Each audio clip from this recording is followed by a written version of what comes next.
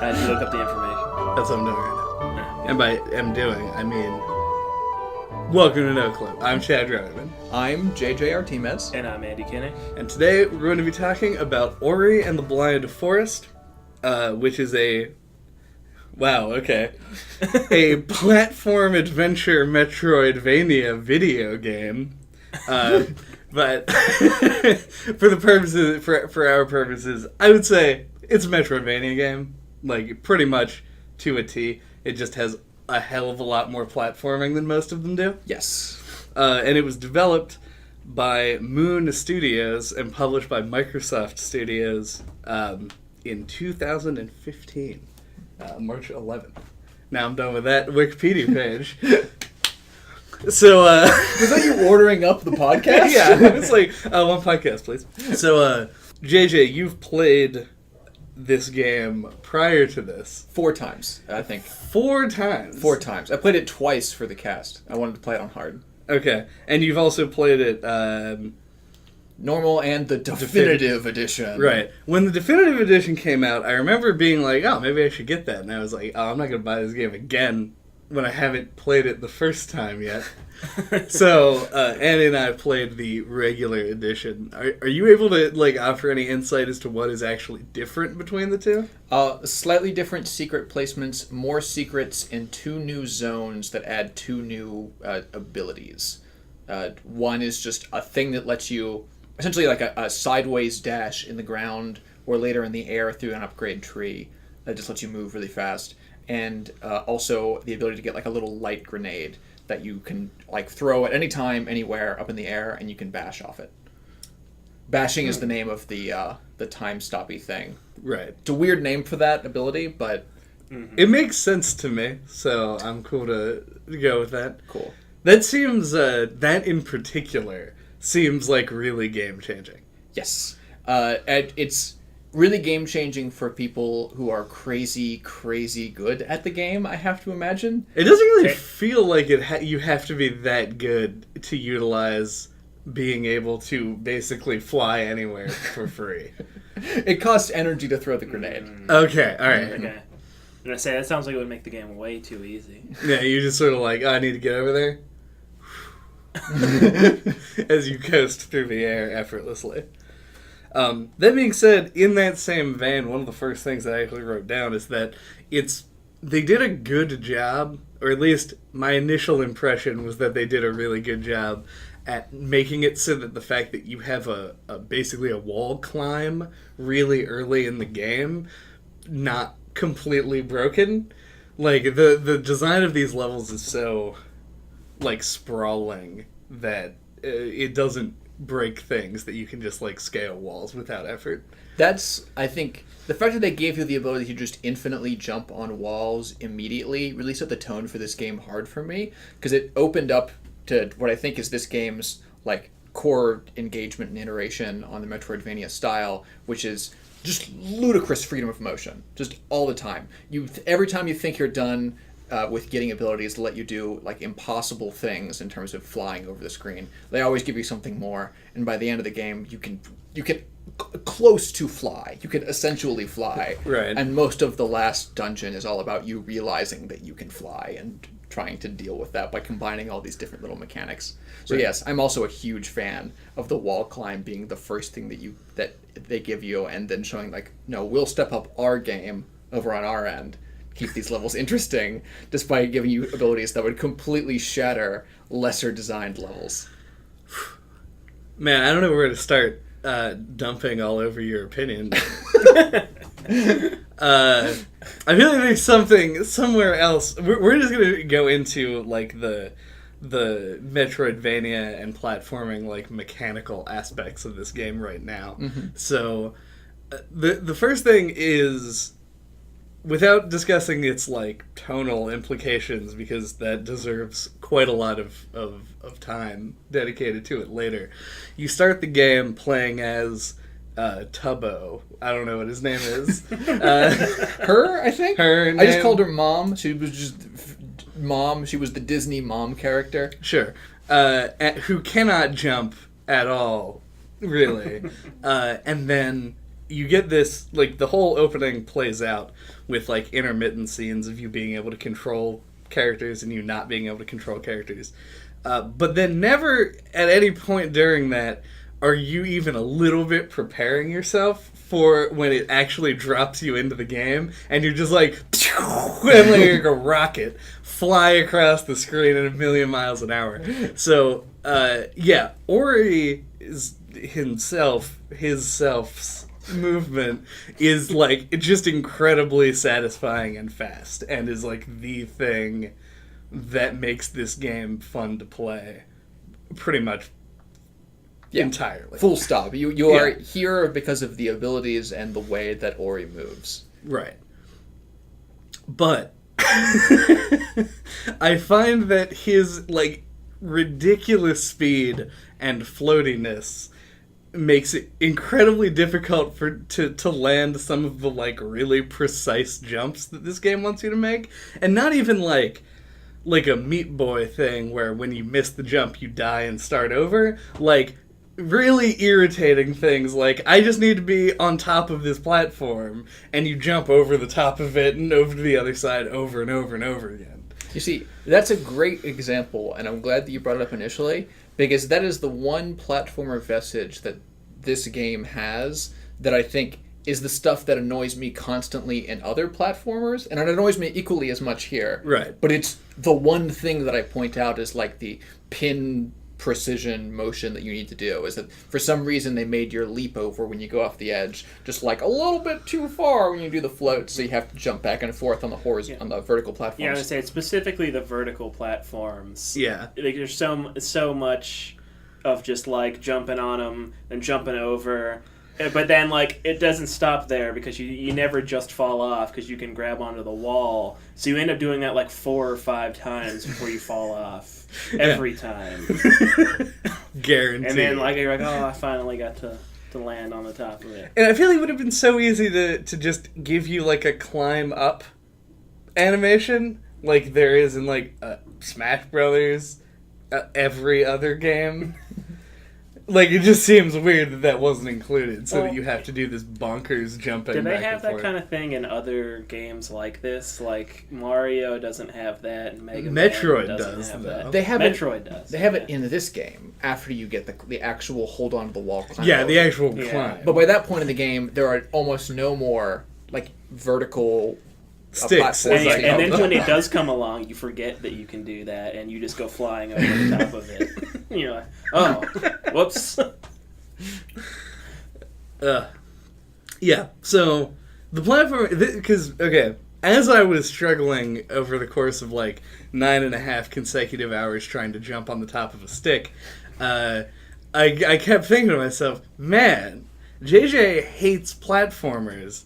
How does he play this game 4 times? Mm-hmm. Like, how does that work out? Like, why was this game the game that you dedicated yourself to play? This is the one question that I knew I would have to prepare for in some capacity.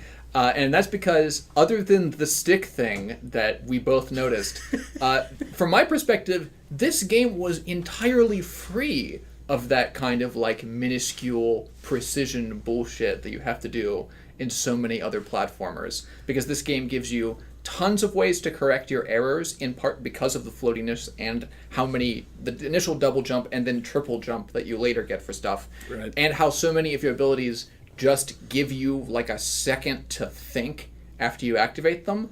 Like the fact that you can just continue hopping along the wall in place and eventually just grab onto the wall forever with no trouble. The fact that the bash gives you like a full 1 second time stop to consider the direction that you're going and all the things that you're going off of. Like most of the time, every platform that you're trying to land on, with the notable exception of the top of the damn sticks, is just a medium to large sized surface with some kind of obstacle around it. Like picking your angle is always more important in Ori than picking where you're trying to go. And that's because, like I said before, this game is focused on controlling Ori the character's motion and not really on trying to reach specific points in an area, if that makes sense. Like, I don't think it does, and I want to stop you before you move on any further. I was going to. Because I disagree with that as a concept pretty much entirely. I think that as a platformer, even if, like, the difference between picking your angle and picking where you're going should not, in a game with solid platforming mechanics, be a different decision. Like, it is effectively the same getting from point A to point B, no matter how you want to look at it. I do agree that the game does give you time to think, but that'll come into a bigger point that I have later, where this game is designed to irritate people like me. So that's a separate point, but I agree with you on it at least. Then keeping it in the small local discussion, then I agree that in most platformers, where you want to go and the angle at which you try and reach that should be the same decision. But and I'm not a platformer expert here, it's never that way in other games, and that's the thing that I find annoying. Like when I'm playing Mario Sunshine or Vanilla Mario, and I don't have a lot of an ability to stop my downward momentum after I'm in the air, I just keep missing the angles over and over again, even though my intent never changes. Like, what annoys me about Mario is the fact that I know I want to be over there, and I keep trying to hop off this platform to get to that one, and I miss every time, and like, everything that controls whether or not I hit that platform is based on what I do before I leave my platform. And Ori is floaty enough and has enough midair control and mechanics that that's never the case. Even after you take damage, they give you enough invulnerability frames that you can just jump off of the things that damages you, which lets you always reorient yourself when you mess up. If you orient yourself. Yes, Andy, orient yourself. Have you played any of the 2D Marios? Oh yeah, of course. Because Mario actually has a fair bit of midair control. Like after you jump. I know, and it's all in direction. That's why I specified that it's all about stopping forward momentum. Things like the way that Bash freezes you in the air, that the feather lets you float, and that the double jump gets you go up again and stops like the incredible fast fall rate that you can get in this game. Right. Yeah, you do fall pretty goddamn fast. But I don't know. I mean, to some extent, like, I understand what you're saying. There are lots of platformers that follow this same, like, for lack of a better, I guess it's the right term, that follow the same physics system, like where you are a really light object, and so you sort of like, you feel like when you jump, this goes down a lot to like the game feel, like how they actually program the thing to act and how it looks. Actually feels really good that Ori is so light because he looks like he should be. Mm-hmm. And, like, all the different effects, like, everything's animated well enough that there's not enough detail on screen to really nitpick. So it feels really natural, all of the things that he's doing. But that floatiness, I think, gets in the way of some of the more precise jumps that this game actually wants you to be able to make. And even if you're not landing on top of a stick, or you're just going, like, through an area that has like multiple hangs and you have to like jump through them or something. Hangs? Overhangs, like, so like, okay, so what I'm thinking of specifically right now is an area in the last dungeon where there's like a lava spike here and a dash thing over here, and so you have to jump underneath of it, jump when you like do the double jump when you hit the bottom of it, and then dash up. Okay. So thinking about something like that, when you're as floaty as Ori is, it's sort of like I think I tried that jump like 3 or 4 times, not out of not knowing where I was supposed to go, but just because I would jump, fall real fast, do a jump, the dash wouldn't register because I like hit the button too early, and then I would just fall to my death. And I think that a lot of the things in the game that, even though, yeah, if I had landed that bash, it would have slowed time down and I could have figured out where I was supposed to be going, just because I was, like, off by a few, however, micro pixels. It was probably way further than that. I would just fall and die. You can just hold bash down. There's no timing requirement for bash. This is an important separation because this was one of the things that I tested between my playthroughs. Because I had the Steam controller now, this time when I'm going through the game. So one of the decisions that they made, and they mapped their buttons subtly intelligently with like standard controllers and stuff, is that they made jump and bash both simultaneously a face button. And the first time I played through the game, I did it like that. So you have this sense of tension and difficulty and execution, and all of it comes from having to both jump with and press the bash with the same thumb. You have to move between them and make it an active choice. With the Steam controller, I ended up mapping bash to the little handle paddle thing that it's got under there. I also, while we're talking about mapping, switched the attack button to and what the grip button is. So another decision they made, because they wanted to make attacking easy, but they wanted to make it a choice between jumping, bashing, and attacking. But if you change the controller setup, like I did on hard, you can keep and do all of those things all at the same time. Okay. And it becomes kind of crazy. But back to the initial point is that there's no timing requirement for bash. It's just a status that you get in. You can just fall while holding down the button, and it'll just enter bash mode. Well, while I've never even tried that, my point was not as much that the bash was difficult to like lock on. It was that I was missing things because of how floaty Ori is. Like, I never approached the proximity of the thing to bash because I fell way too fast, and when I attempted to correct with a double jump, he like went way off to the left or something, because the jump has really harsh angles. Right. I think a lot of that problem comes from the fact that you've played a lot of other platformers, because I had problems like that early on, and I adjusted to it pretty well as it went, where it seemed like you didn't really. No. But like having that much like looseness to like you like overthink everything, because like in most platformers it's like, this is how it goes, this is how far you can jump, right. These are the rules, and you adjust to those pretty quickly. And in this game you're going used to that, and this lets you like, oh no, but you still got more time, oh now I'm gonna try and fix it, oh god, now I'm doing this, oh fuck, now I fell. Now I'm you know, like I feel like you're just not used to that like level of decision making, so it takes a while to adjust to it. Yeah. This is why I really wanted to try and get Steam Link and the Steam streaming service to both work at the same time on our services, because I wanted to watch you guys play this game, because I knew that'd be super important, because I am a guy who just likes Ori and almost no other platformer that I've ever played. Right. And you guys are, actual humans who play video games and like platformers. So I really wanted to know what the point of comparison was for this. My biggest complaint with this game is something that I find difficult to levy as a legitimate criticism. Because while I found the platforming a little floaty and difficult to nail, I think honestly a lot of the difficulty in what you're talking about, Andy, like me overthinking things and not being able to play it the way that I would play like a Meat Boy, is because it's a Metroidvania, because it isn't a prescribed track that I'm going down, where in a platformer I rely almost entirely on like reflexes and intuition to know where I'm going. I'm the kind of person who always holds the run button when I'm playing Mario. Mm-hmm. In Ori, you can't always be moving forward. Like, if you just constantly run forward and attempt to jump over everything, you're just going to die a lot. And you have to make those decisions about the save points, which, unbelievably, we haven't talked about yet. That is, like, the thing about this game that was, like, a cool new thing that they did.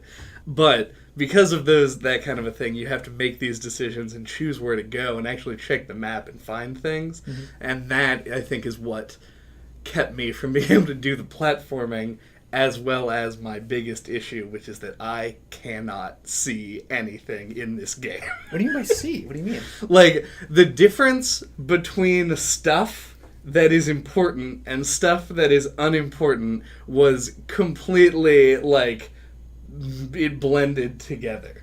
I couldn't tell the difference between spikes that hurt you and spikes that killed you in one hit. Background elements and things that would hurt you. Like, certain enemy types, I couldn't tell the difference between it all. I would be ambushed all the time.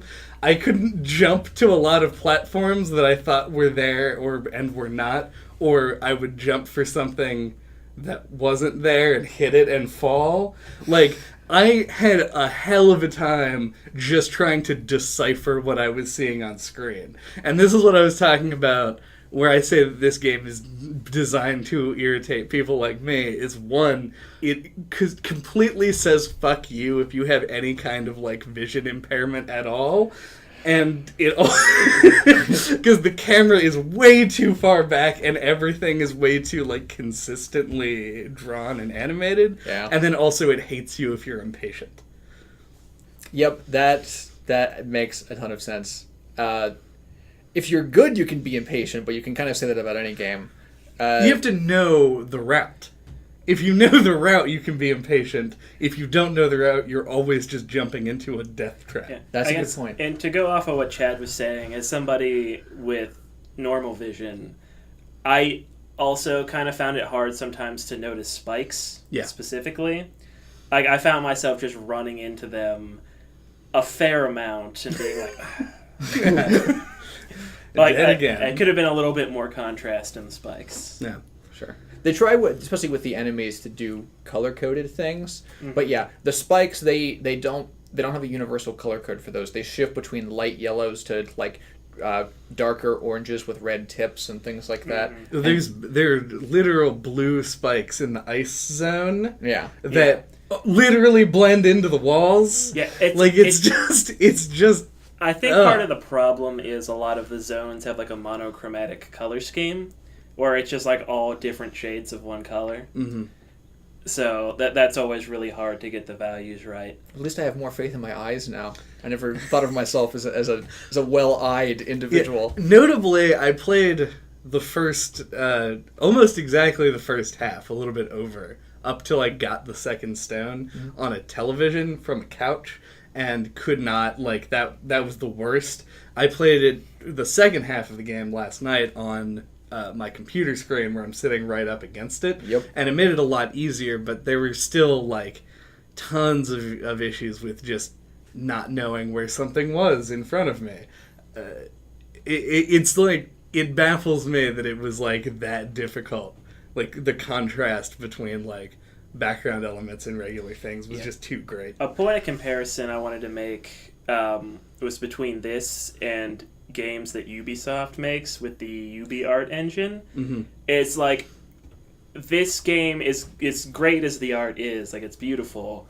It lacks that like that AAA level of polish where like the platforms really pop off the background, like that QA like testing to really make sure that those things contrast enough. Yeah. Because things like Rayman and like Child of Light or other games that I've played, I'd compare to this visually, and I don't remember having problems like that in those games. Even in way back when we talked about Trine, 40 episodes ago. That's also a smaller studio, and it's got similar issues. Yeah, it has, but even then, it made it difficult to pick out things from the background, but not really important platforms.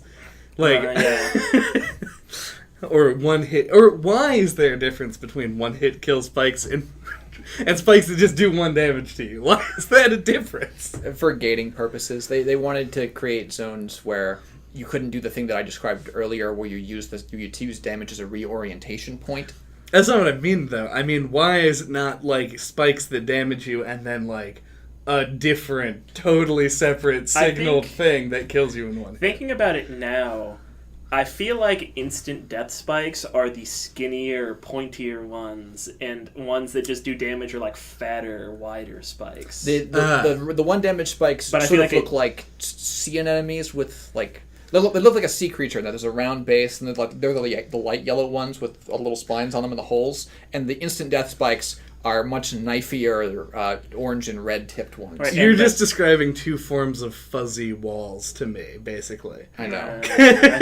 I didn't even like think about that while I was actually playing it, though. Neither did I. That makes me all these distinguishing things make me very sad because, of course, all 4 times I played this game, I played it on not a monitor but a television screen, like a like a 30 whatever inch television screen just sitting in front of me while I have the controller and going through it. So of course I never have the issues, but they're completely reasonable things that like I couldn't imagine trying to play this game from a couch. It never even occurred to me, or is so small. Yeah, like even I like moved the chair in the living room like up to the TV to play. Yeah, Ori's so tiny. It's really hard like, to tell. You definitely want to be close to the screen. Yeah, I mean, this is why the Ginso tree took me, 45 attempts or however many attempts it was. You couldn't distinguish things in the Ginso tree? Well, it was just... Well, okay, my main issue with the tree and all subsequent chase sequences... by the way, I turned the game to easy during the chase sequences because it gives you a checkpoint. Yeah. That was fucking helpful. I wish that was signaled as well what the differences were between the difficulty levels. But in the chase sequences, I hate that everything is trial and error. Like, there's very little where you could just be like, oh, I've intuited that a fucking thing is going to fall from the sky here and just kill me instantly in one hit. Where... in the rest of the game, for the most part, albeit there are way too many gotcha moments in this game, especially for one where you dictate how often you save, and it's resource contingent. Yeah.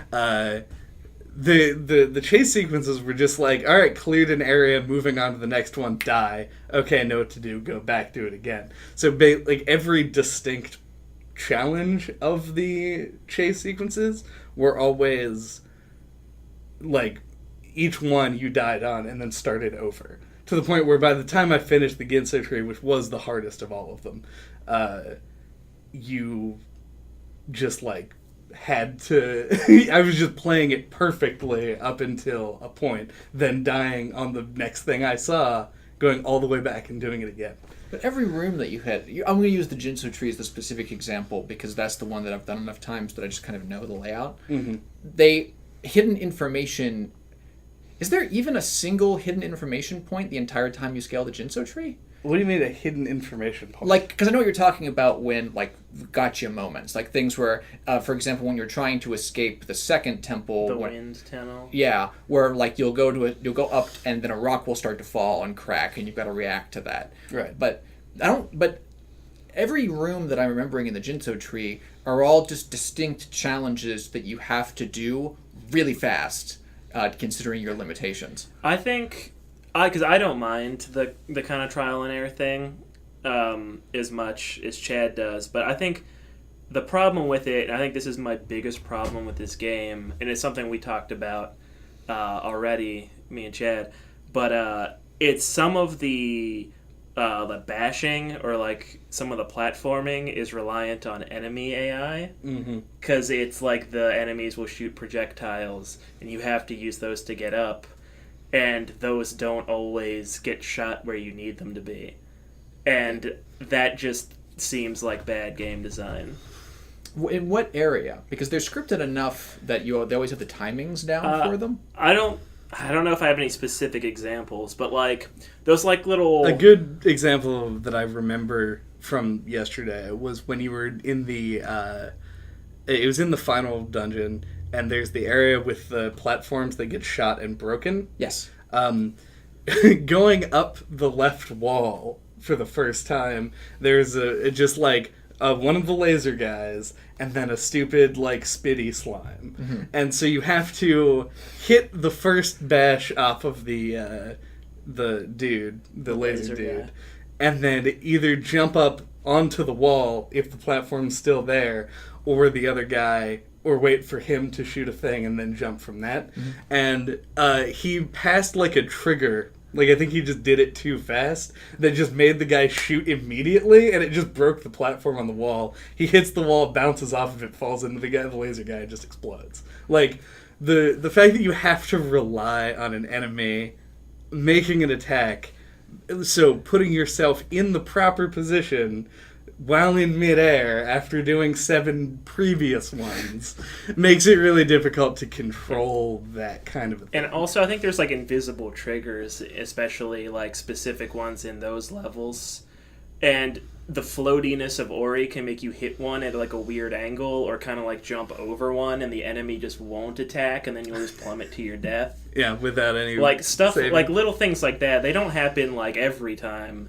It's probably like 20% of the time max. Right. Things like that'll happen, but like it results in those sequences taking way more tries than they would otherwise. But that's the utility of the floating mechanic, is that if you mess up in a sequence like that, like if the enemy breaks the wall, you can just react and just hang in the sky with no consequence until you get shot again.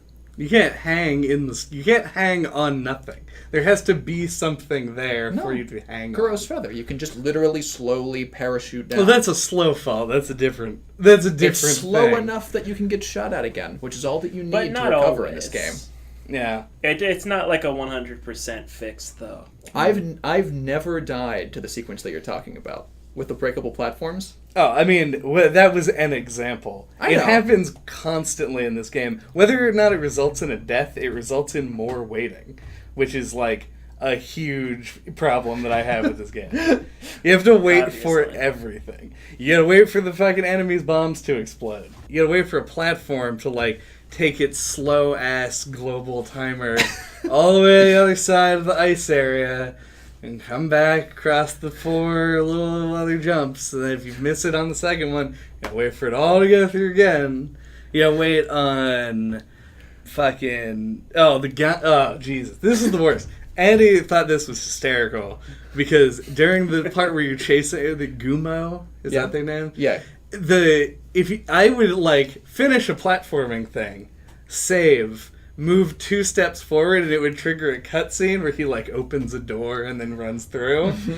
And then every time that I died, I would have to watch that again and again and again, that like 3-second cutscene. Yeah. And I was just fucking losing my mind. Just save over the cutscene. that uses additional energy. So and that's what? early enough in the that was game really that's early in like... the game. Yeah, I've had like 2 or whatever energy things. I'm not the fact that they tie the save to resources makes me want to not use one immediately after I just used one. No, it's fair, but if you're going insane, I Right. feel like maybe you can take a step back. Except I had the confidence that I would be able to beat it every single time because I'm the greatest video game player of all time. And the fact that I kept dying, it was like insulting me. That it would play the cutscene again. You had to be the optimal guy. Right. But I wasn't. I was just bad at You were it. just a guy. Yeah. I'm so sorry. I'm so sorry, Chad. I didn't consider that the reason that I love this platformer is because it's the platformer that lets you wait. Yeah, it's really annoying. Oh, God. Like, because so many things are making sense now in the contrast. If you compare this to, like, a 3D Mario game, you're always on, like, a flat and level plane, which from the perspective of someone who always wants to be moving forward is great, because that means there's a far lower number of things that, like, straight up stop your progress, unless it's, like, a Mario-style gauntlet level. I don't really know the names for those. Like, things like the Bowser levels in Super Mario 64, where they're all, like, sort of platforms floating in space, things like that. Yeah. As long as it's not one of those, you can kind of go anywhere and not get screwed over as long as you're not trying to like attack a specific challenge. All the different primary colors are different, so everything's clear as day all the time. But like I came to this game thinking like, oh god, finally a platformer that gives me the time to iterate on its specific challenges and correct my mistakes in the air. Oh, finally a platformer with some form of tension that makes me actually care about like the challenges that I'm trying to iterate on, instead of just sort of annoyingly doggy paddle my way out of whatever water that I'd fallen into in the most recent Super Mario Sunshine challenge and get up and walk around and go back. Now there's like a tidal wave coming up from below me and I've got to be like, oh god, what do I do in like 3 seconds, because if you don't, you die. And just like Meat Boy, you just immediately pop back into existence and you don't have to do the stupid little doggy paddle thing after you mess up. See, okay. This actually, the fact that you bring up Mario and the fact that this is the thing is really what this is not something that I would have considered a human being capable of enjoying when I wrote this down, because the first note that I made when playing this game is I cannot think of another game that would benefit more from having a Super Mario style jump on enemies to kill them mechanic, because the thing that was irritating me the most as I was going through the game was that every ounce of fun that I was having came purely from the movement and the platforming, and everything else felt tedious. That's just Bash. What you're describing is Bash. The greatest mechanic in any platformer of all time, Bash. If I use the Bash, which is fine. I mean, yeah, once I got this, like I said, play a third of the game before you get that, though. Right. This is like the first note that I took. Bash does allow you to keep your momentum. Like, you can just jump through a guy and keep moving. Yeah. Because in the early game, and like the focus of the game shifts heavily after the first third of it. Absolutely. I kept feeling like, why is everything just slowing me down? Like, everything that's fun is like jump off this wall, jump over here if I can do a cool flip. And then it'd be like, there's just a guy who shoots slow-moving projectiles that sit on the ground and then explode like 8,000 years later. And you sit there and you stop and you look at him, and then you press the X button 3 times, then you back up a little bit, then you wait for the thing to explode, then you walk up, then you press X 3 times, and then you go have fun again. Like, it was just huge roadblocks for having fun. Yeah, like the early game combat is awful. Absolutely. And, I feel like what they're going for is they want to make you feel like weak and kind of timid at the beginning, so that you can, like, the growing stronger, like, Metroid style progression. Sure. It has more, like, oomph behind it. Yeah, there you go. Oomph. But I think it really, like, cripples the beginning of the game. Like, I could see a lot of people picking this up and then just kind of being like, Yeah. This game, at least in my opinion anyway, has absolutely no need of an attack button. I would agree. I think the game should have started with Bash as like the central thing that it was trying to iterate on, and it would have, not having an attack would have really hammered home further the fact that you're supposed to be this like weak little sprite. Like, or if like jumping on enemies' heads will like stun them or something. Yeah, sure. You give a way to interact, never a way to beat anything. Because after you get through that first third of the game and like Bash becomes a part of your arsenal, the whole shift. The purpose of the Jinso Tree's design is to try and teach you that after you have Bash, enemies are literally just a utility for you now. Like, the only thing that you actually have to care about and stop to deal with are those stupid little wall slugs, because they're the only thing that has any attack that is uninteractable straight away after they're done. Right. After that point, where the enemies are, the projectiles they fire, they're all things that you can control. They're variables in solving the puzzles. And you can solve some of the puzzles different ways using those abilities. I remember the one, I forget which playthrough this was, but you remember at the end of the Jinso Tree when you get to the top, but before when the water happens, where you have to clear both sides of the room? Yeah. The left side of the room, you're supposed to do another one of those little, like, fling the bullet around puzzles, Yeah, you just essentially. Wait. That's you on do the that right on the side. right side. Sure. You dumbass.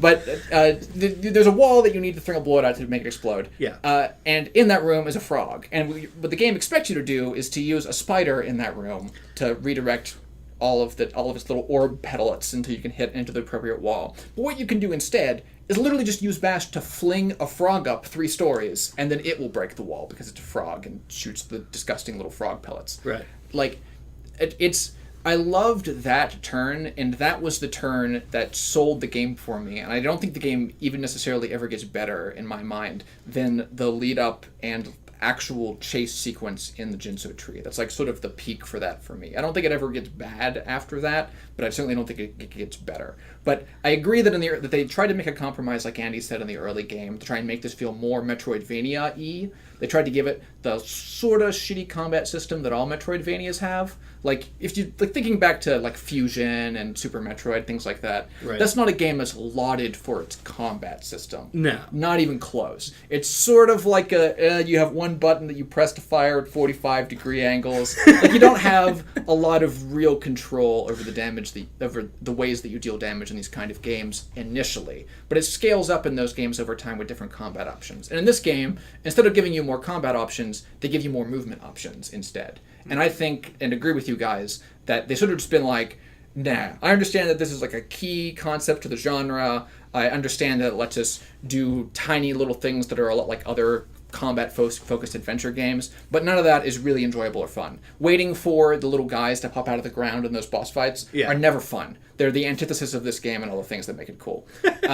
They sort of just they should never have given you any kind of light attack, and sort of just made you feel more disempowered in the beginning and more empowered by the end by how much you can just not care about the giant death lasers that are going on around you. Yeah, you really only have to be concerned about the efficiency killers, the green frogs. Yeah. The super fast green frogs. The extra fast, accurate, perfect assassin frogs. Yeah. For me, after the Jinzo tree, like you go to the Misty Woods, and that ended up being one of the harder areas for me because I think they wanted you to make that connection that like now you just bash through everything. But like I just like fell back on old habits and was like fighting the enemies with the light attack and just got like totally owned. I'm really glad that you brought up the Misty Woods because I almost totally forgot about this. The Misty Woods, like, it is actively detrimental to fight things. Yes. Like, the whole area is just bash, like, everything. Yep. And it took a while for that to click with me. It's like, after I finished that, it was like when I was in the groove of the game. Mm-hmm. And that took way too long to get there. Yeah, what was supposed to be, I think, the teaching moment, at least for me, other than the lead-up in Jinzo Tree, is that, like, if you ever stopped at all to care about killing the enemies when you're trying to, like, escape through the tower during that sequences, you just drown. You drown and get murdered. But, yeah, that's another reason that I wish I could have watched you guys play through this, Lord. Yeah. There have been probably a lot of moments where you were like, come on, it's right there. And, like, I would have just, like, I feel like you playing this game and Chad playing this game is like night and day. Yeah.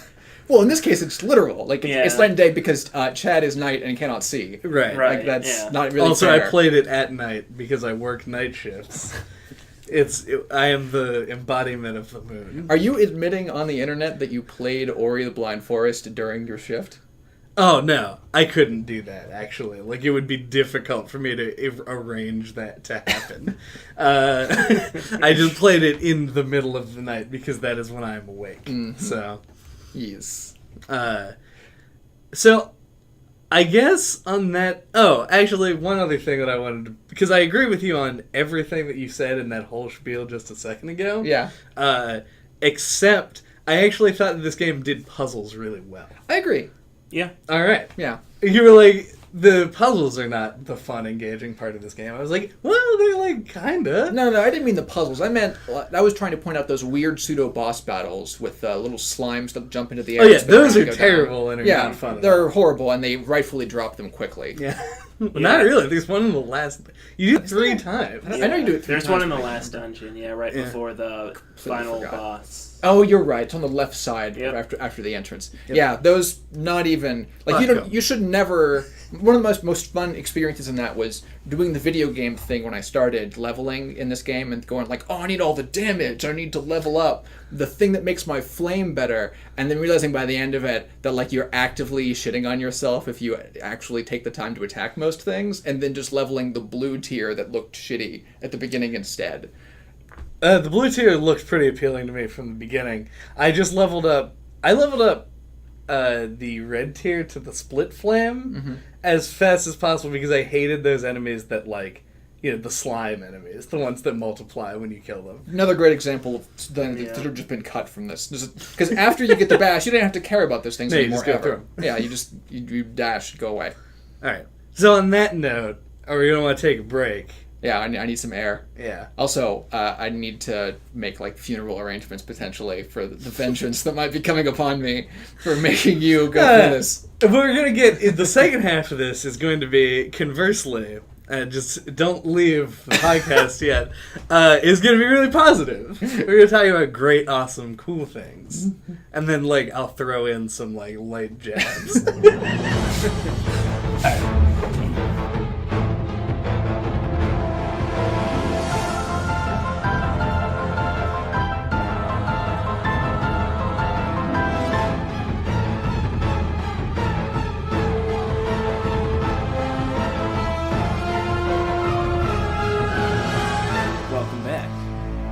Thanks, Andy. The sweet cutoff. So, like I was saying before, that we were going to come back and talk about things that we liked about this game. I think the best way to start, and probably what reeled a lot of people into this game, is the intro. Like, it is not super unique to have like this kind of an opening, I guess, but it's weird to see a video game open with like an intro comparable to a Pixar movie. Yeah, I was gonna go straight to Up with this. Yeah, I just went for the Up opening with like minimal interaction. Mm-hmm. It's kind of insane, and like it does. I remember it's more like a Bambi kind of a thing. It doesn't hit quite as hard as Up. No, not many things do. Yeah, Up is like a masterwork of making you like just openly sob in a movie theater. Whereas Ori, I mean, while it is sad and it gives you the correct motivation that you need. It does a good job of in like almost a multimedia sense, because the game doesn't start with you playing as Ori. And none of the promotional materials for this game focus on Ori. They all focus on the mom character, and then they're killed immediately. Yeah. Yep. Yeah. She's got that like Totoro vibe. Absolutely. Yeah. 100%. Yeah. Like seeing art of the game, I thought you played as that character, and like just glancing at images of it, I didn't even notice Ori at all. Yeah. Really? Yeah. God damn. Well, like I never if I would have actually like had an interest in this game and actually like took a look at the cover, I would have noticed. But like I only ever browsed past it in like Chad's Steam library. Right, which is just that image of the character holding Ori, but like it's most like the focus of the image is obviously on mom. Yeah. So almost the whole screen is just that like momming it up sort of perspective. Exactly. So the intro I think is extremely effective, and not only, as I mentioned before, the mechanical implications of starting as this slow plotting character where even like you could imagine a game that starred that character. Like Captain Toad's Treasure Tracker. Say that. The difference between Mario and Captain Toad. Yeah. When we'll get a mom's treasure tracker sometime in the future. It's like the exact same game, but with that character. You got like the construction hat, the backpack on. But it's like Monument Valley cross Captain Toad cross Ori. Oh man, I would play that immediately. I love all those games. Yeah, it was fantastic. But yeah, there's both the mechanical and narrative implications of it, and it does a good job even with... Honestly, I'm almost like a little bit upset that this game has like actual text in it. Like it seems like it would be so good just as a like it's totally music and animation and that's all. Which themselves are really impressive. Yeah, it's really hard to do that in a game though. Like, 'cause they need a bit more context. Yeah. They really wanted, for tone reasons, to have the omniscient, crazy spirit narrator. Right, the Yggdrasil tree. Yeah.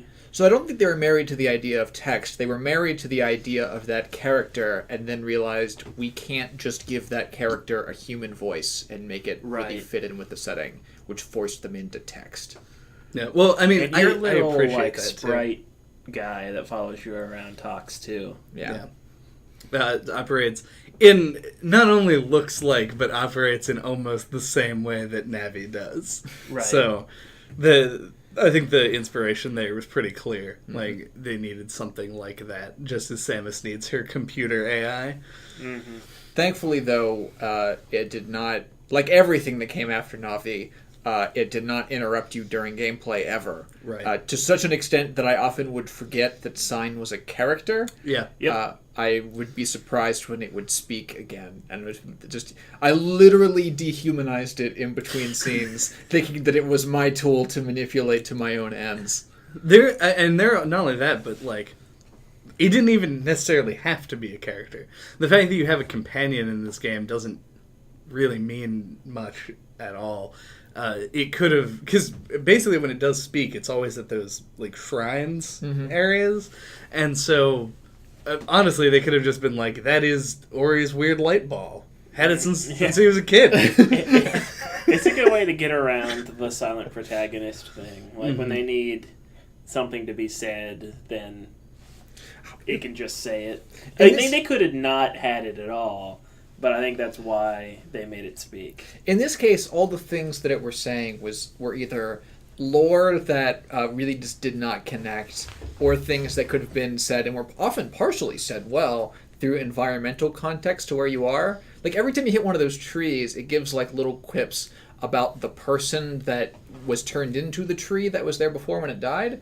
And it would have been way more effective if they just made the subtext of this tree is a dead Ori-like creature a little bit more explicit in the visuals. Mm-hmm. If you could look at it like the first time you encounter a tree and see like spiritual remnants of the other person perhaps doing the actions that Sign is describing, like climbing on the wall or jumping or doing the move or whatever, that could have both allowed you to do what the text is trying to accomplish, engender empathy for the dead thing, but not ever had to make you sit there and read text. I think it would have been a little bit smoother. But yeah, I think it's a comparatively minor complaint for me, because I did like that they tried that route at all, text or otherwise. Like I like that all your new abilities have this sort of like weird tone of you're amassing them from the dead.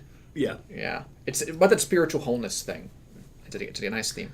Yeah. I actually don't even take... And this should be pretty good coming from me. Mm-hmm. But I actually don't take any umbrage with the fact that they have like these expositional sort of dumps that happen every once in a while. Mm-hmm. And it's mostly just because they do a good job of setting tone, like really, because otherwise, with the exception of the fact that there are things trying to kill you, all the things that are trying to kill you are pretty natural. Until you get to laser balls, but whatever, they can fuck right off. So it almost like Ori's kind of a happy fantasy land that is just like has a dark shadow over it, and you could kind of get lost in that upbeat nature of everything. Up until they tell you, like, by the way, everything's dying. Yeah. You're like, oh right, okay, I should be concerned. Mm-hmm. I thought of this earlier and thought I would just not bring it up for JJ's sake. But then I just made another connection again. But I was thinking the way Ori moved kind of reminded me of Sly. Sly Cooper. Yeah, he's got the... And then also I was just thinking, oh yeah, Sly does that too. Like he compiles all the moves of his ancestors. Like, weird. Yeah. Weird parallels. But Sly Cooper does it with the tone of a children's Saturday morning cartoon. Right. And Ori and the Blind Forest does it with the tone of a Miyazaki movie. Right. Which, of course, appeals just straight to me. Just drills right into the things that I care about and the things that I have biases towards, like Saturday morning cartoons. Man, as somebody who's watched a lot of cartoons and has never seen a Studio Ghibli film, did not make that connection at all. Mm-hmm. So Ori felt pretty unique to me in terms of its the way that it's been laid out. But yeah, but the other thing the intro does that I think is I don't know if I'm gonna get punched for any of this, but like the intro makes the music really sells that intro. Like I think that it does a really good job. Yes. But the kind of like movie score-esque soundtrack, I feel like doesn't work as well in moment-to-moment gameplay. Works well, again, during all of the chase sequences. Yes. Where it's like extremely like... and you're like, oh, I gotta get out of here. Yeah. But like when you're just kind of like hopping around and you just hear like some like wistful violin notes, you're kind of like, it doesn't have like any sense of urgency to it at all. No, it's supposed to... There is one specific track, and I don't remember what area it was tied to, but it really reminded me of like a Danny Elfman like piece. Like I thought it had like this really nice like somber forest like sound to it. I thought that track really stood out to me. But I kind of agree. Like a lot of places, I think it's too... Like, I don't know. It I don't know overplays its hand a little. Yeah. It makes the things seem more epic than I think the game needs them to seem to be good. Yeah. And I agree that I really love the way that soundtrack works during urgent moments. Mm-hmm. But outside of that, it's not, at least as far as I can remember, very, like, in-your-face and theatrical. It always sort of sunk into the background for me and just helped establish the tone of whether the area I was in now was a happy place, like right after you restore the water vein in the Jinso tree, right, or a sad, slowly decaying place. Well, I think this is the first time JJ and I have ever felt exactly the same about a soundtrack. Yeah. No, I agree for the most part as well. Yeah, but it's definitely high quality throughout. Yes. The thing about it is, I feel like they were in kind of a tough position, I guess, because they wanted to do, probably Microsoft Studios threw cash at them to do this. Yes. Wanted to do this fully orchestrated soundtrack, which is, like, incredibly rare in games and probably will remain that way as long as games' aesthetic stays generally the way that it is. But they couldn't do it just occasionally and then have, like, some, like, synth pop, like... weird, like a Mega Man sound. Yeah, like during the levels, so they have to like also have a score under that, and so they run the risk of either running into like a this doesn't quite work, this isn't Dark Souls problem where they just don't play music during the interstitial periods, or they continue with the orchestral soundtrack, which kind of comes off as a little bit like navel gazing and pretentious during some of the areas. This is like a shot in the dark. Like I'm not somebody who's studied film, right? But it might be because it's kind of like the levels, like the regular, like just walking around the world parts, are scored like background music in a scene in a film, and I think we're used to tuning that out. Fair. So like maybe we do it like out of habit, just instinctually. In this game, yeah, like instinctually in this game, like that's not important. Yeah. Like subconsciously. And I think that's probably what they want to happen too. It's just the moments where you sort of like all the moments where you have to stop and sort of take stock of where you are, and you get in this like I just sprinted away from like a charging weird rhino beetle that exploded when it hit a wall, did 3,000 jumps over bullets, and like landed on top of a tree, and like the background music is just this like slow, just chords being played out at like 1 beat per minute. And you're like, man, what the... it takes you out of it a little bit. Like your adrenaline's pumping for a second, and then that hits, and you're just like, now I'm confused. Yeah, I am having a bad physiological reaction to this music.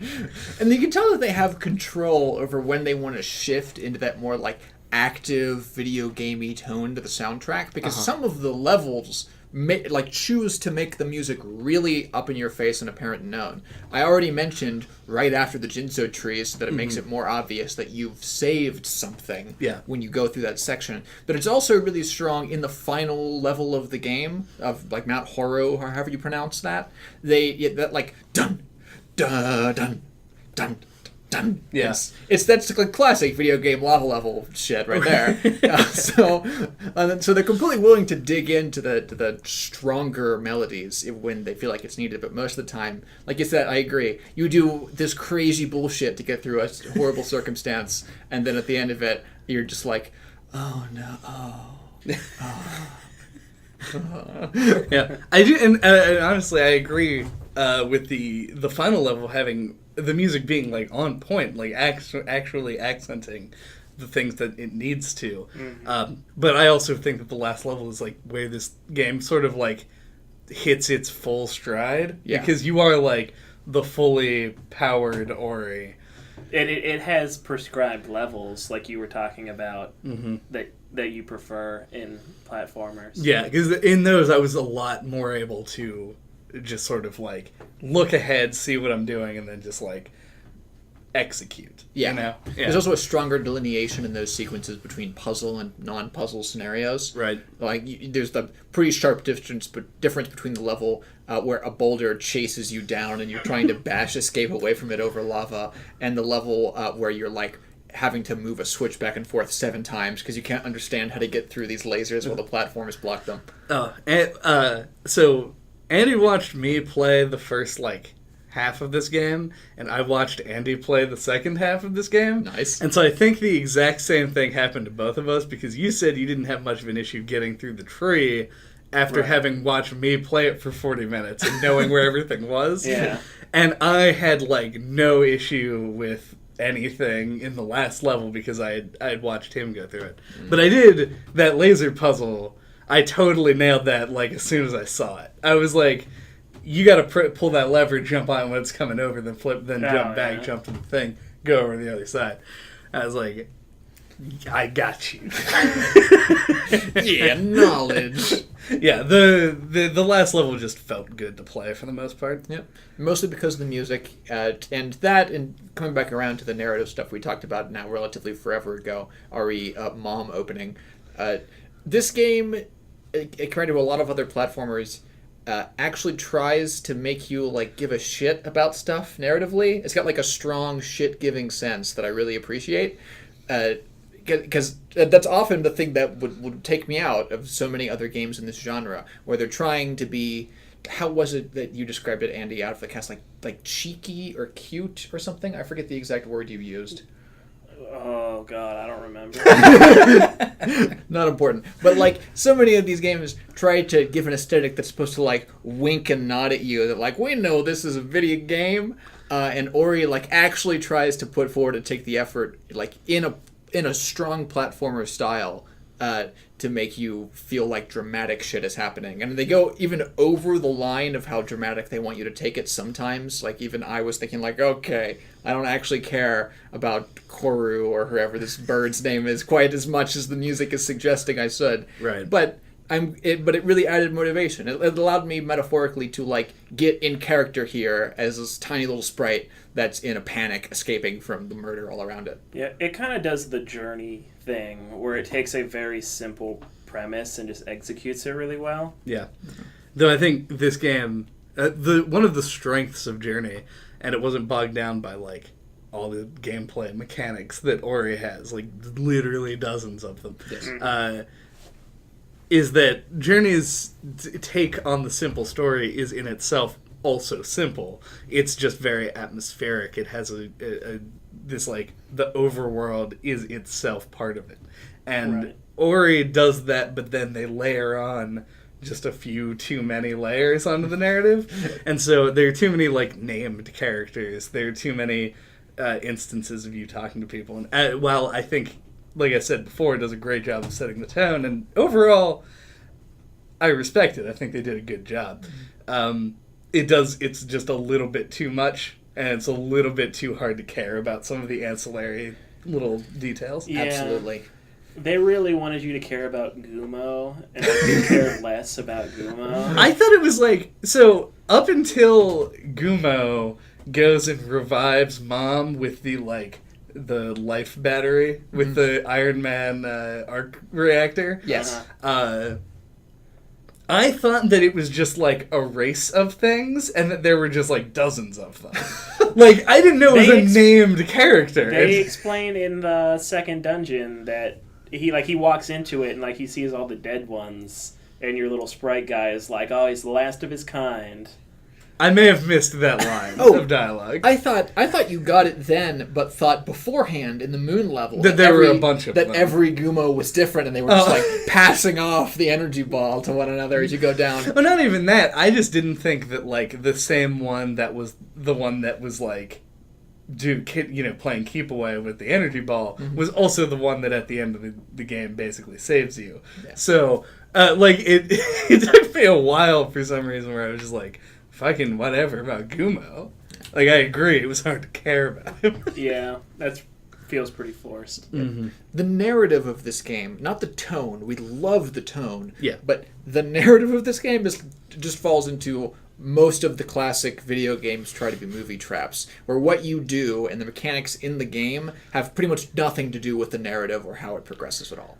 You probably aren't going to relate to this, and Andy, you are 100% not going to relate to this, but the narrative of this game, to me, is like the narrative of a Magic the Gathering set, where I'm just like, get out of the way. Let me engage with the mechanics and the art style and the tone of this game, and ignore everything else. Yes, I agree with you. I had the same perspective, and a lot of the later cutscenes in the game, I was just thinking, like, are we really cutting away from my awesome jump skills to watch, like, Mom try and navigate a burned forest with Gumo and, like, their fun time adventures? Like, this is not important to anything that's going on.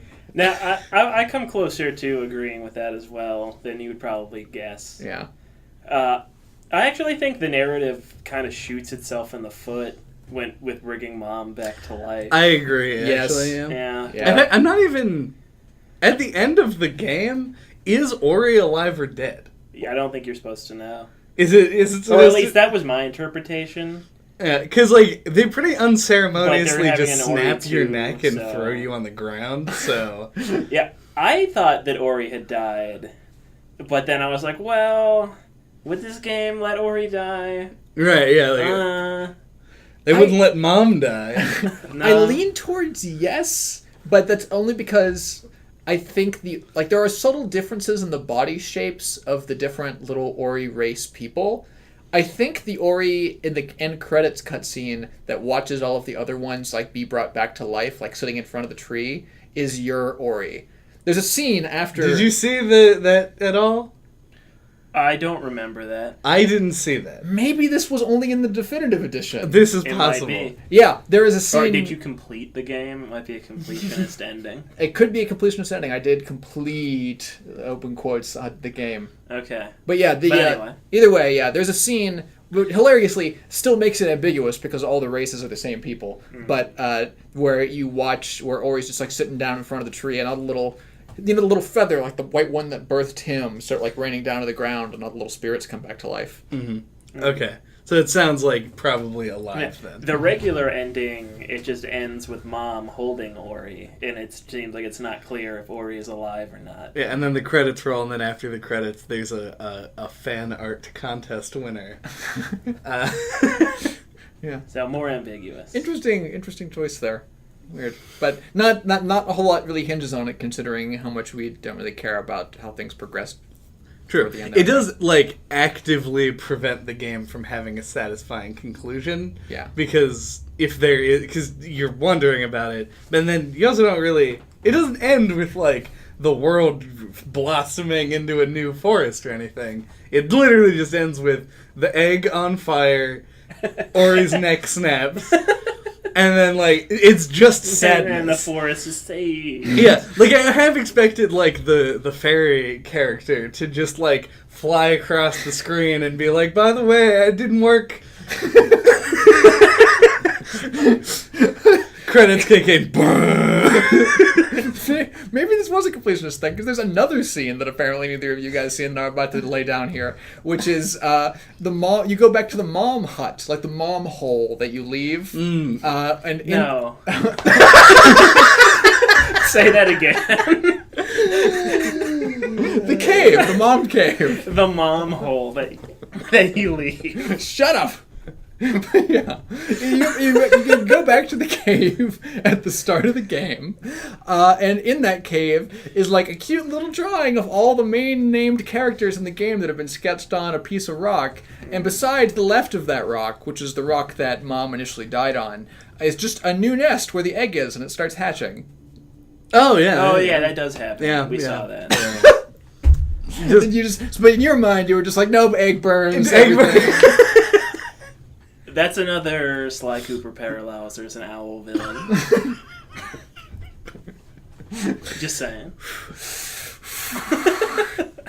Maybe we need a third half where full of my rage to contemplate these comparisons.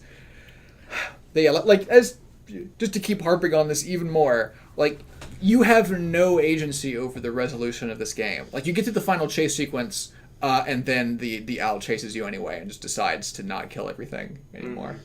I like to imagine that there's like one guy who was like already typing up an email that was like, look, you just go to the options menu, you go change the oh. Yeah. But then, like, they needed... Especially, it's not like you couldn't do a satisfying ending for this through a chase sequence. Like, you would just need a sequence that's like, you run up the tree. Like, you escape the bird, and you're still trying to escape the bird while reaching the tree. Right. But I find it weird that they were like, no, let's not make mechanics anywhere in the narrative or like part of it or something that feels rewarding to you, like you've saved the day. Let's just, for the purposes of this owl character, like, give her a redemption arc instead. The owl character who effectively acts as like a thwomp block. Like, all it does is just kill you occasionally. Instantly, yeah.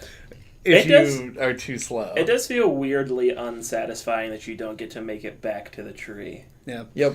I mean, honestly, I cared so little about this narrative that, like, shockingly, it never occurred to me just how big the disconnect is between the mechanics and the narrative of this game. Yeah. Like, the only tying factor is the fact that you're getting the your abilities from the prior sprites. Yep. That's it. Yeah. Everything else is just like sort of hand wavy video game bullshit. Especially like the veins. Like that has nothing to do with the fact that like why is what Kuro did have anything to do with there no longer being water and like fire going crazy. Right. Yeah, and like the wind ceasing to exist. Like she didn't touch any of those balls of light, at least not that we've seen on screen. Yeah. I do think though that Kuro as like a mechanical entity and like as an aesthetically designed thing is terrifying and motivating. I liked the screeches. I especially like the intro that repeats every time you die in the final boss escape, where it's like starting on the orb of light and then like this terrifying posture and flaps up like real fast into the air. I agree that is good. I disagree that it was good that it played every time. Of course. But other than that, yeah.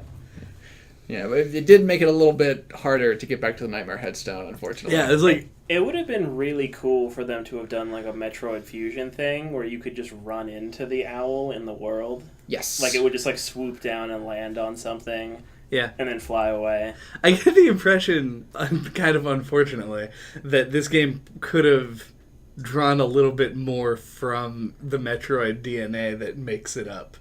How so? Just...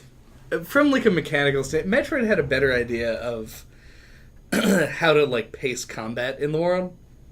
And, like, where this game enemies just kind of, either if they're, like, critical, respawn just, like, whenever. And there are also no, like, the conspicuous load doors in Metroid games. This is a more contiguous world. It doesn't even really do much, like, screen shifting so much. Right. And that prevents them from having a mechanical reason for enemies to respawn, where you'll take damage in this game occasionally just from, like, you're just running back from a place that you went to. Like, you put a thing in a map stone, and you're like, cool, and then you start to turn the other way, and, oh, this guy's back, even though he was right there. Yeah. Just died, and then you just hit him again.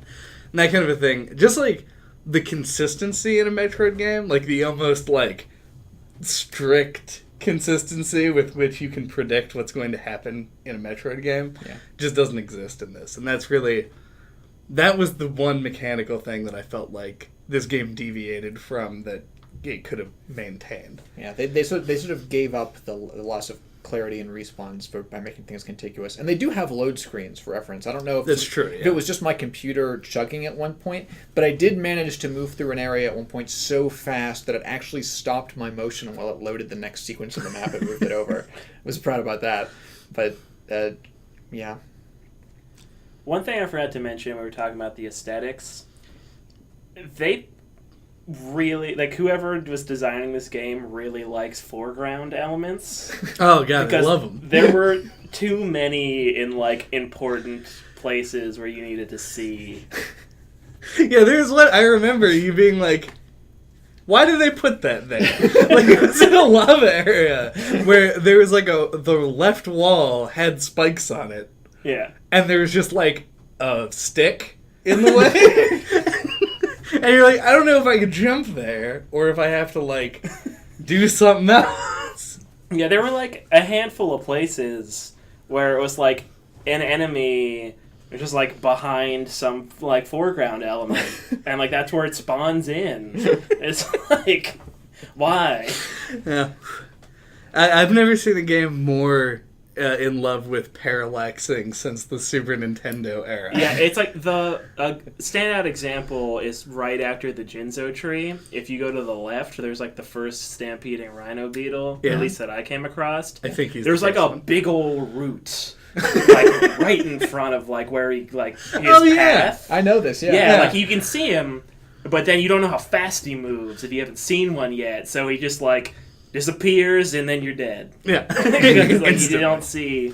Well, not only that, you don't know when to jump. I thought the solution to the puzzle there was to lead him off the edge, and so I would try and aggro him over to me and then jump over him. Of course, later I found out there's a stomp ability, and that's how you get through that. But I like went to lead him over, and like his aggro range is a little bit weird. He won't commit to a charge unless you're closer to him, and that's actually, in retrospect, kind of mean the way that they programmed that particular guy, because if you weren't like close enough for him to kill you, he won't commit to a charge, so you can't lead him off the edge. But like he would just be behind that fucking log, and I'd be like, please, just do it, and I just never did.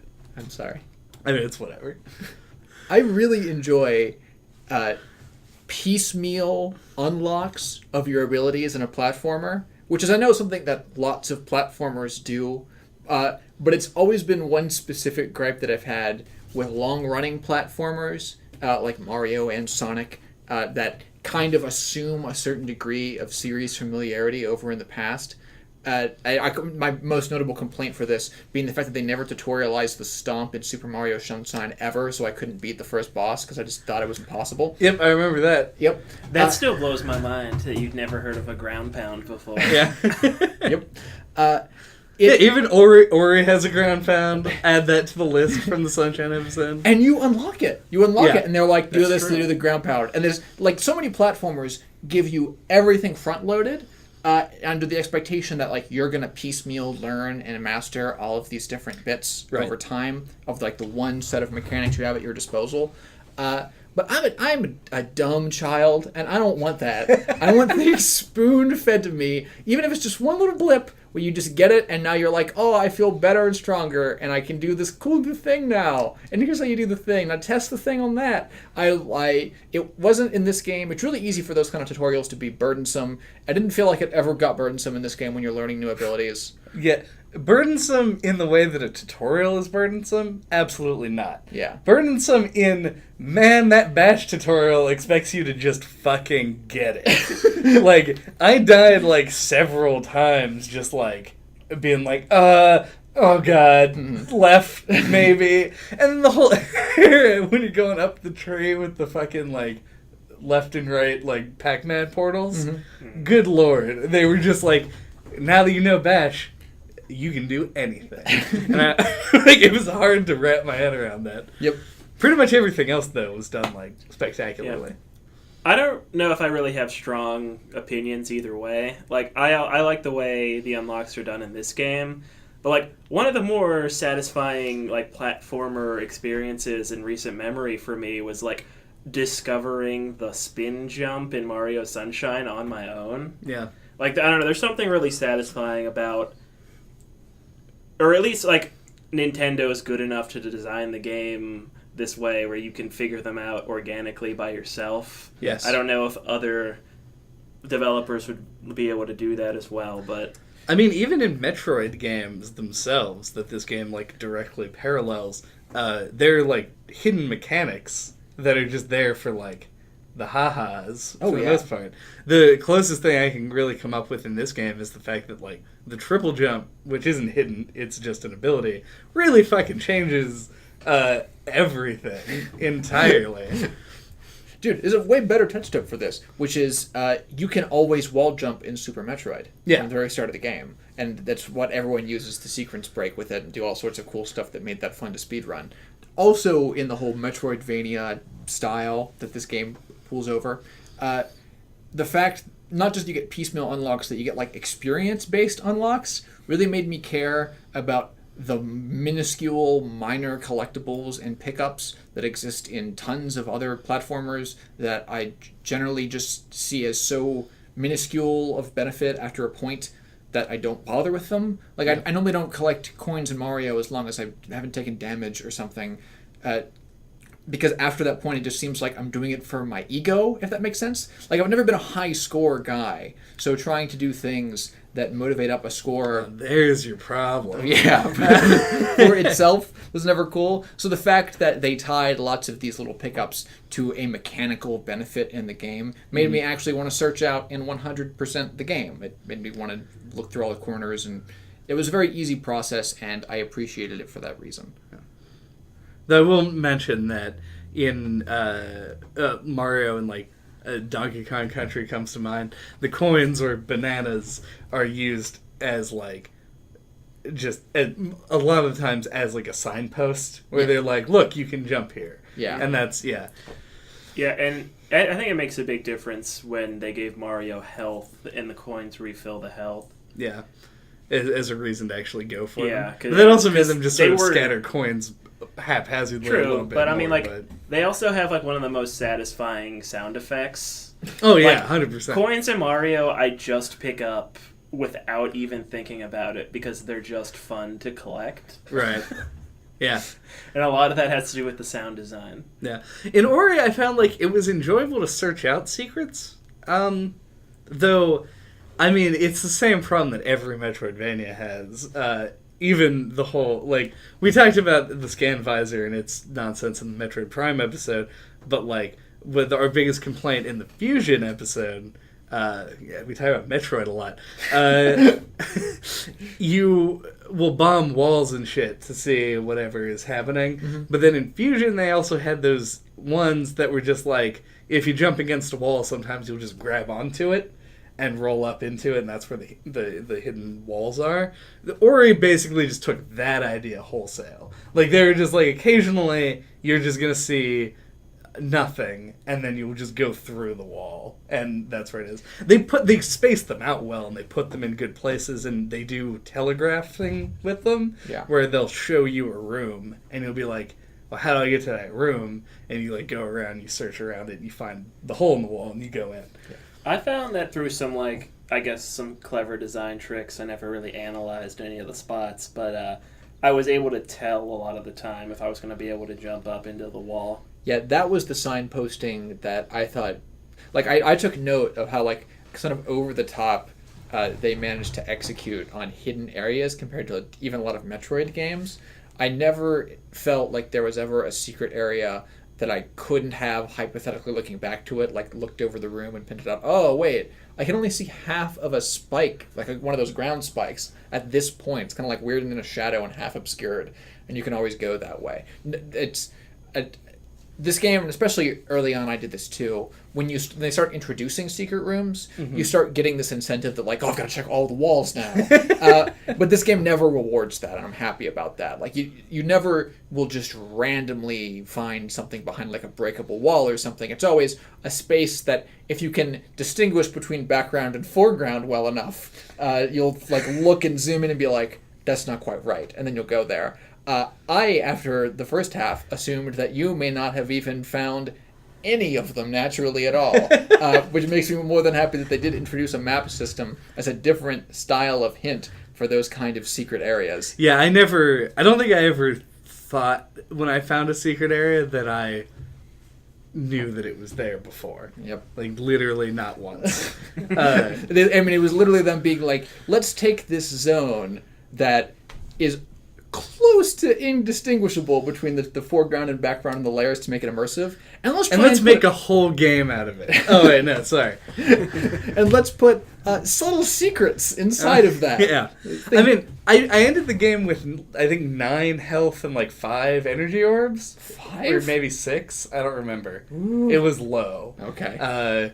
But I didn't have an issue really because it's not health that is the preventative thing. It's instant deaths. So, like, having a bunch of health or having not very much health wasn't, like, a big difference. But it does feel good to have lots of health still. Yep. But it's less rewarding than finding an energy tank in a Metroid game. Yeah. But whatever. Whatever, indeed. Also, if you do pump up that blue tree, you do, like, the energy doesn't even matter.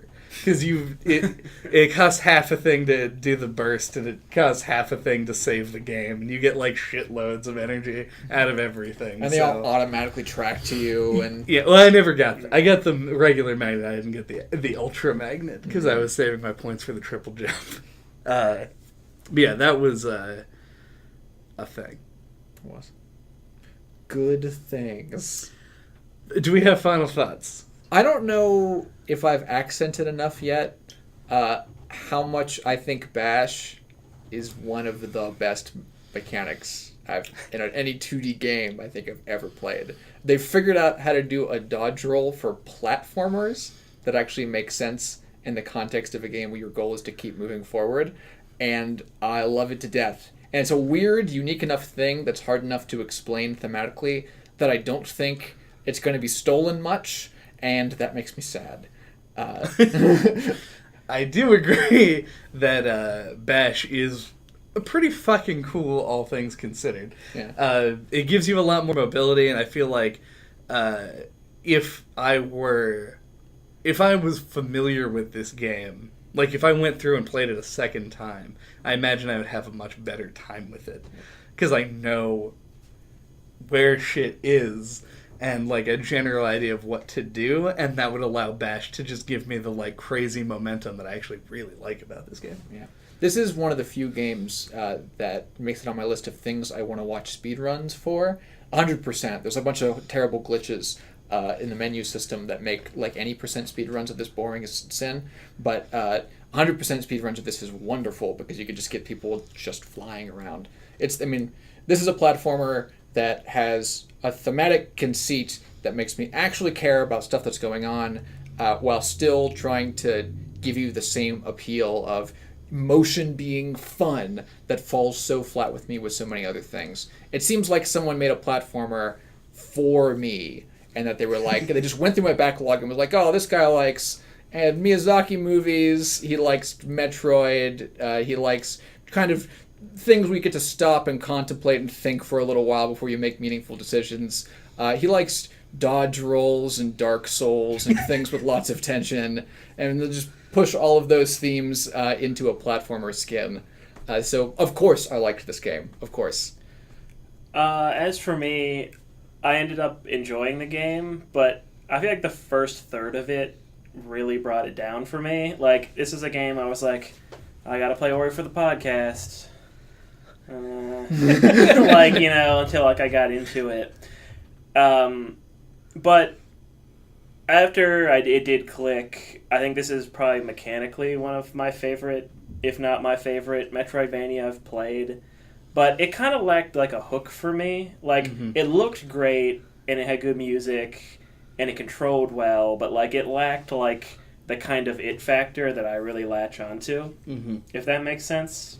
Yeah, I get that. Especially having watched you play it, there were just something about it wasn't pulling you in quite the way that I've seen before. I don't know. I love the way that you guys talked about this because it kind of puts into relief the things that I didn't like about the game as much, where like it's like they looked at things that I like and they removed all of them from this game, because this is probably one of my least favorite Metroidvanias that I've played. And while having like an amazing mechanic set, I feel like it would fit better in a more traditional platformer in order for me to enjoy it. I wholeheartedly think that this is a good game. Like, I just, me not liking a thing doesn't mean jack shit for the quality of it. This is just a good game that was not designed for my tastes. And yeah, the music and the art style are enough. Like, if you are just one of those people who just owns this game but hasn't really gone around to it, like, that should be enough. That's probably why you bought it in the first place, was because it just looked fucking good. And it consistently does through the entire experience, and it's like an 8-hour game. So if you have a vision problem, play it real close to the screen, because 8 hours probably isn't enough to make you go blind. Probably. Don't message us optometrists with our complete ignorance that we're spouting. You've been warned. Yeah. And on that note, thank you for listening to NOCLIP this week. What are we talking about next time? Next time, we're going to be talking about Splatoon 2, a game that I've done just almost enough research to do a podcast on. Almost. We've played it continuously since it was released without stopping. Correct. Almost done enough research. Until that time, if you want to get a hold of us, you can do so. All of our contact information is on noclippodcast.com. You can find us on iTunes, Google Play, YouTube, pretty much anywhere that will host a cool podcast. Thanks for listening. Hear that? All other websites on the internet? Fuck all y'all.